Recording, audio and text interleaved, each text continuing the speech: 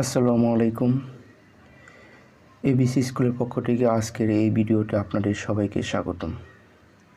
আজকে আপনাদেরকে আমি একটা বিষয় ক্লিয়ার করব যে কোথায় ডি বলতে হবে আর কোথায় ডা বলতে হবে। আমরা অনেকেই বুঝতে পারি না যে কোথায় ডি বলতে হবে আর কোথায় ডা বলতে হবে, আর সেটা ক্লিয়ার করার জন্য আজকের এই ভিডিও। তো দুটি রুলস, মানে প্রথমে ডি বলতে হবে কোথায় সেটি আগে আমি বলছি।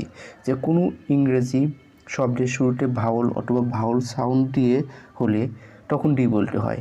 মানে কোনো ইংরেজি শব্দের শুরুতে ভাওয়াল অথবা ভাওয়াল সাউন্ড দিয়ে হলে তখন ডি বলতে হয়। আবার কোনো ইংরেজি শব্দের শুরুতে যদি কনসোনান্ট অথবা কনসোনান্ট সাউন্ড দিয়ে হয় তাহলে সেখানে ডা বলতে হয়।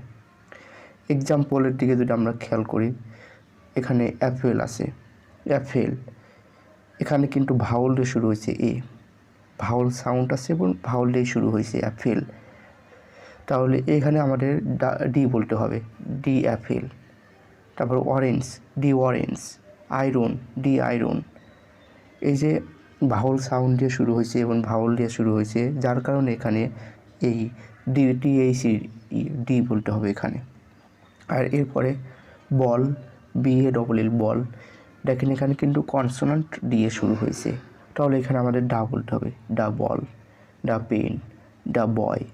এখানে প্রত্যেকটা ওয়ার্ড কিন্তু কনসোনান্ট দিয়ে শুরু হয়েছে, যার কারণে এই জায়গায় আমাদের ডা বলতে হবে।